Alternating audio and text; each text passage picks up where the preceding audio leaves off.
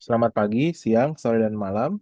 Kami dari kelompok R yang beranggotakan saya, Alfian Hanifita Rustanto, Asfara Dia Hakim, dan Muhammad Raihan Faruk ingin mempresentasikan paper yang kami baca yang berjudul Repo Audit an Autonomous LLM Agent for Repository Level Code Auditing. Secara umum, paper ini membahas tentang bagaimana large language model dapat digunakan untuk membantu proses auditing code, khususnya pada level repository. Jadi bukan hanya membaca satu potongan code, tapi paper ini menyarankan untuk kita membaca atau menelusuri bug yang ada pada satu repository full. Fokus utama dari paper ini adalah repo audit, yaitu sebuah agent yang berbasis LLM yang dirancang untuk melakukan audit kode secara lebih sistematis.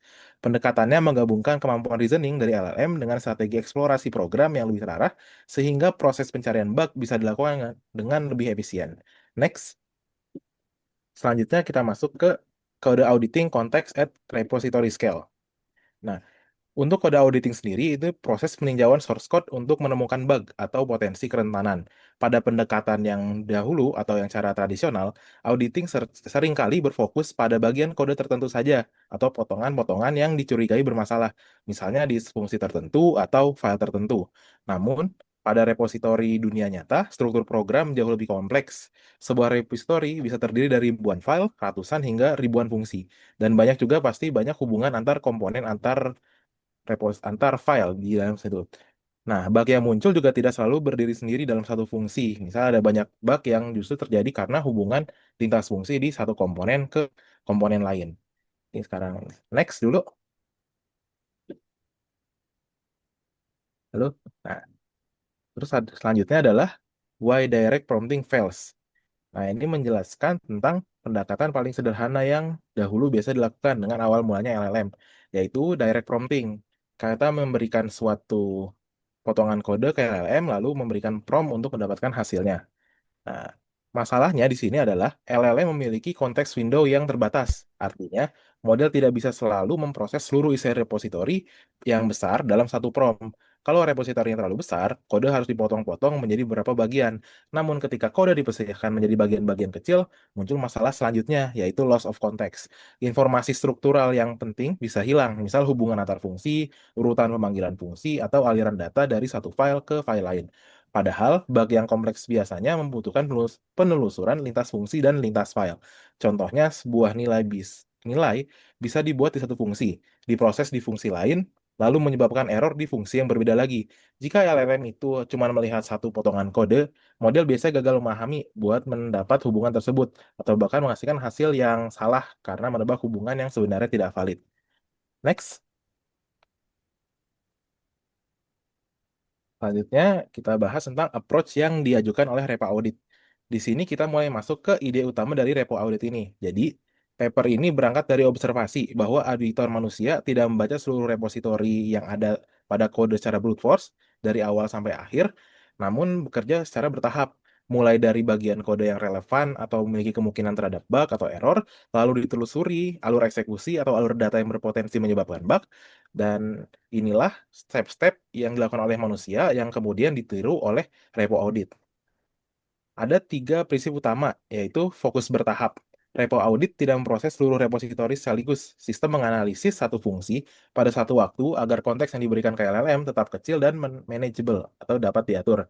Kedua, demand driven. Eksplorasi ke fungsi lain hanya dilakukan ketika nilai yang sedang dianalisis benar-benar berpindah melewati batas fungsi. Jadi, sistem tidak menelusuri semua fungsi secara membabi buta. Ketiga, pengerucutan evaluasi. Analisis hanya difokuskan pada path dan nilai yang relevan terhadap bug. Dengan begitu, eksplorasi menjadi lebih terarah dan tidak membuang banyak resource. Next. Oke, kita lanjut ke arsitektur dari Rep Audit ini sendiri. Nah, di sini tuh input system terdiri dari dua hal, yaitu ada source code program, dan juga bug definition. Nah, bug definition ini menjelaskan jenis bug yang ingin dicari. Misalnya ada null pointer di reference, memory leak, atau use after free. Nah, tahap pertama itu adalah inisiator. Komponen ini bertugas mencari titik awal analisis atau source value. Misalnya untuk null pointer differences, source value-nya adalah bisa berupa nilai nol. Nah, tahap keduanya ada Explorer dan memori. Nah, Explorer bertugas untuk menelusuri kode secara iteratif menggunakan LLM. Nah, dia itu menganalisis fungsi satu persatu, lalu melihat apakah nilai yang sedang dianalisis pindah ke fungsi lain. Sementara itu, memori menyimpan hasil analisis sebelumnya, misalnya data-data flow facts atau pet yang sudah pernah diperiksa, tujuannya agar sistem tidak menganalisis hal yang sama berulang kali. Nah, tahap ketiga yang terakhir adalah validator. Ini itu penting karena output LLM tidak langsung dianggap benar. Validator memeriksa apakah hasil analisis konsisten secara control flow dan apakah pet yang ditentukan memang visible. Setelah lolos validasi, barulah sistem menghasilkan bug report yang lebih dapat dipercaya. Nah, selanjutnya ada pet sensitive analysis workflow. Nah, di sini langkah pertamanya adalah identifikasi source value. Analisis dimulai dari nilai awal yang berpotensi menyebabkan bug. Contohnya itu tadi ada seperti nilai nol, objek hasil alokasi memori, atau pointer yang sudah dibebaskan. Yang kedua, ada pelacakan, propagasi nilai. Rep audit menelusuri bagaimana nilai tersebut pindah dalam fungsi. Jika nilai itu tetap berada dalam fungsi yang sama, analisis cukup dilakukan di fungsi itu sendiri. Nah, tapi kalau misalkan dia pindah ke fungsi yang lain, dia misalkan melalui return value atau parameter, maka eksplorasi harus dilanjutkan ke fungsi yang terkait. Yang ketiga, ada pemeriksaan sync berbahaya. Sync adalah lokasi program tempat nilai tersebut dapat menyebabkan bug. Misalkan untuk null pointer di reference, sync-nya adalah saat pointer digunakan atau di reference. Jika source value berhasil mencapai sync melalui path, maka sistem membentuk kandidat bug via report. Nah, inti dari semua ini sebenarnya data audit itu tidak hanya mencari apakah ada nilai yang berbahaya, tapi juga bisa menelusuri apakah nilai yang tadi-tadi ditemukan itu benar-benar dapat mencapai operasi yang berbahaya untuk sistem itu sendiri. Lanjut ke validation to reduce false positive. Nah, ini tuh kurang lebih menjelaskan peran terkait validator dalam mengurangi false positif ya. Nah, karena sebenarnya repo audit ini itu menggunakan LLM, ada resiko model menghasilkan analisis yang terlihat masuk akal, tapi sebenarnya salah. Itu kayak halusinasi gitu. Nah, contoh dasarnya itu misalkan LLM bisa menyimpulkan bahwa ada data flow dari satu statement ke statement lain, padahal secara urutan eksekusi hal itu tidak mungkin terjadi. Nah, di sini solusinya kandidat bug tidak langsung diterima. Kandidat tersebut masuk ke modul validator yang sebelumnya sudah dijelaskan. Nah, validator di sini melakukan dua pemeriksaan utama. Pertama, ada memverifikasi apakah urutan control flow valid, artinya apakah alur statement yang digunakan dalam analisis memang mungkin terjadi dan eksekusi program. Nah, yang kedua, ada validator mengevaluasi kelayakan kondisi lintas path. Jika ada kondisi yang saling bertentangan, maka path tersebut dianggap tidak visible. Contohnya adalah satu bagian path mengharuskan sebuah variabel itu bernilai true, tapi bagian lain mengharuskan variabel itu bernilai false. Nah, kalau misalkan PT kontradiktif, kandidat bug harus dibuang. Jika PT konsisten, maka kandidat tersebut dapat dijadikan bug report yang valid. Baik, kemudian dilanjut untuk ke pengujian. Setelah memahami pendekatan dan arsitektur repo audit tadi, bagian berikutnya akan mengevaluasi performa dari repo audit untuk memastikan bahwa pendekatan yang dipilih oleh paper itu cukup bagus. Next.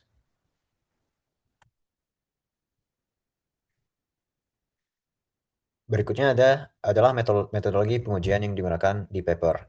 Yang pertama uh, adalah penggunaan dataset dengan skala yang nyata, yaitu repo audit dievaluasi pada 15 proyek benchmark yang nyata. Repositori yang digunakan bukan hanya proyek-proyek kecil, tapi merupakan proyek dengan ukuran rata-rata sekitar 251 KLOC per proyek atau setara dengan 251.000 baris kode per proyek. Yang kedua adalah skop dari kerentanan yang diuji. Untuk skop kerentanan yang diuji, dibatasi fokusnya pada 3 jenis bug memory, yaitu null pointer reference, memory leak, dan juga use after free. Ketiga jenis bug ini dipilih karena termasuk bug yang sering membutuhkan analisis lintas path dan lintas fungsi yang sulit untuk dilihat secara statis. Kemudian yang ketiga adalah komparasi baseline. Performa repo audit akan dibandingkan dengan pendekatan LLM tradisional dan juga tools-tools static analysis yang sering digunakan di industri. Ini penting agar hasilnya tidak hanya menunjukkan bahwa repo audit bisa menemukan bug, tapi menemukan bug dengan lebih baik dari tools-tools lain yang ada di industri. Next. Kemudian ini adalah hasil performa yang diberikan oleh repo audit. Dari grafik bisa dilihat bahwa repo audit menemukan 40 true positif dan juga menemukan sekitar 11 false positif. Sedangkan Kakas Meta Infer menemukan sekitar 7 true positif dan juga 2 false positif. Adapun Amazon Code Guru tidak menemukan true positif, namun menemukan 18 false positif. Dengan ini, akurasi dari repo audit adalah 78,4% dari bug yang ditemukannya benar-benar bug yang nyata. Kemudian Rata-rata repo audit hanya memerlukan 0,44 jam atau 26 menit per proyek dan juga membutuhkan biaya $2,54 untuk menganalisis satu proyek. Jadi kontribusi hasilnya bukan hanya pada kemampuan mendeteksi bug, tetapi juga pada efisiensi waktu dan juga biaya. Next. Nah, dari pengujian tadi ditemukan kelebihan dan juga keterbatasan sistemnya. Dari sisi kelebihan, pertama, repo audit lebih efisien dan terarah dibandingkan direct prompting. Sistem tidak memberikan seluruh repository ke LLM sekaligus, tetapi menelusuri bagian yang relevan secara bertahap. Yang kedua, repo audit cukup adaptif untuk repository yang berskala besar karena eksplorasinya dilakukan secara demand driven.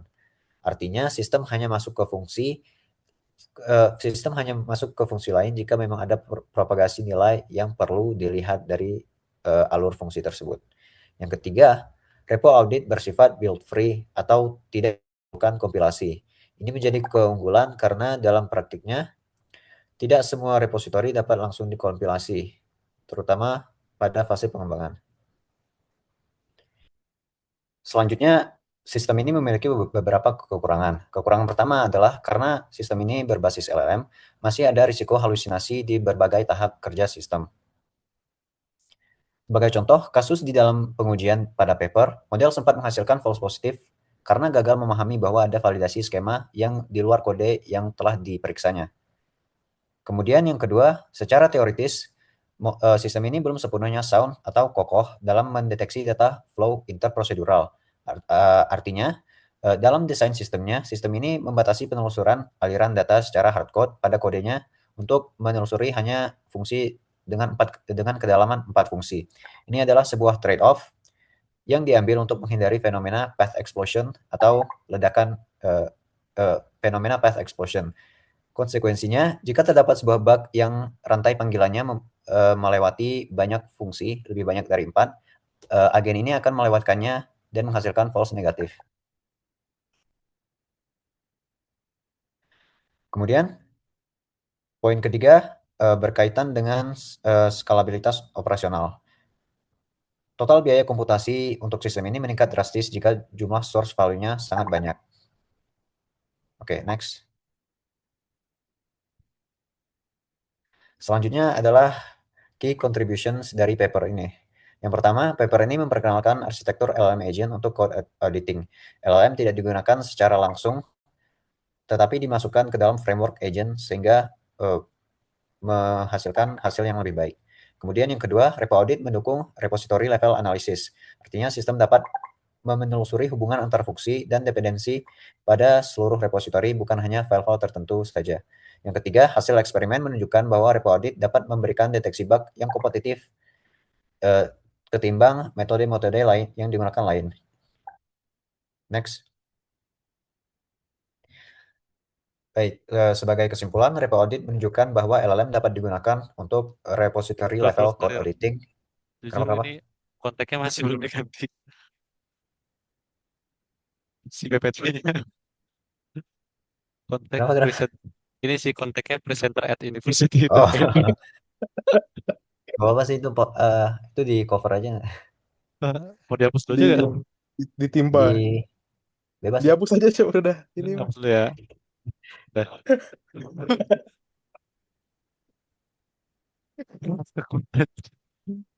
Udah, udah.